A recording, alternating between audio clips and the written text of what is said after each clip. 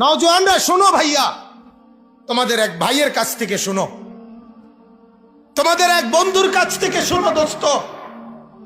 উলঙ্গ ছবি, অশ্লীল সিনেমা, এই মোবাইল আর তোমার এই অসৎ সঙ্গী, এরা তোমাকে ধোঁকা দিচ্ছে, এরা তোমার উপকার করছে না। সিনেমার নায়িকা তোমার কল্যাণ চায় না, তোমার বরবাদই চায়। ফুটবল ক্রিকেটের খেলোয়াড় কোনোদিন তোমার কল্যাণ চায় না। সেলুনের দোকানের নাফিকটা কোনোদিন তোমার সৌন্দর্য চায় না। তোমার জিল্লতি, তোমার বেইজ্জতি, তোমার অপমান চায়। অপমান অপমান অপমান চায়।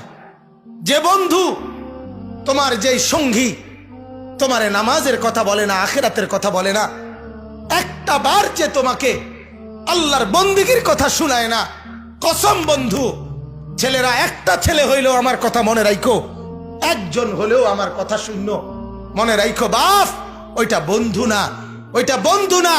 যে তোমারে উলঙ্গ ছবি দেখায়, যে তার মোবাইলের অশ্লীল ছবি, কোন নারীর সাথে কোন নষ্টামি করছে, কোন মাইয়ার সাথে কোন অসভ্যতা করছে, এটা যে তোমারে গল্প শোনায় অথবা ছবি দেখায়, এটা বন্ধু না, এটা ইবলিস, এটা শয়তান ছাড়া আর কিছু না। এটা জানোয়ার, এটা কুত্তা ছাড়া আর কিছু না, কুত্তা ছাড়া আর কিছু না, এটা শুয়োর ছাড়া আর কিছু না, এটা জানোয়ার ছাড়া আর কিছু না, এটা বন্ধু না। বন্ধু কিভাবে বন্ধুর এত বড় ক্ষতি করে? কথা বলেন না কেন? বন্ধু কিভাবে বন্ধুকে আগুনে ফেলে দেয়? কথা বলেন, এ কেমন বন্ধু?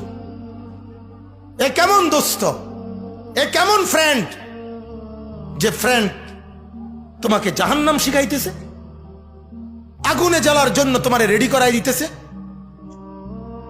তোমারে তো ভাবাইয়া কোবাইয়া আখিরাত ভুলাই দিতেছে।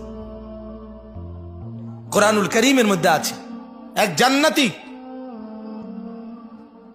জান্নাতের মধ্যে গিয়ে তার অন্যান্য জান্নাতীদেরকে বলবে, শোনো, ইন্নী কানা লি কারীন, আমার একটা পরিচিত লোক ছিল যে আমাকে প্রতিদিন দেখা হইলেই আখিরাত ভুলাইতে চাইতো। কি ভুলাইতে চাইতো? আর বলতো, আহ দোস্ত, আহ তোরে দেখা বড় মায়া হয়। কি মায়া হয়? এই যে একটা হুজুরে বাপ লইয়া আডস, আহ সুখ বলতে, আনন্দ বলতে কিচ্ছু, রস কষ কিচ্ছু নাই তোর। কথাটা বুঝছেন না? কিচ্ছু নাই। আহারে কি সুন্দর রঙের দুনিয়ায় চলতে আছে, আর তুই মাথা নোয়াইয়া বেকুবের মতো আনো, মনে হইয়া গেছ, দাড়ি গড়া রাখ খেলাইছ অল্প বয়সে। কিতা আসলে কিতা তুই বুঝইব কোন সময়?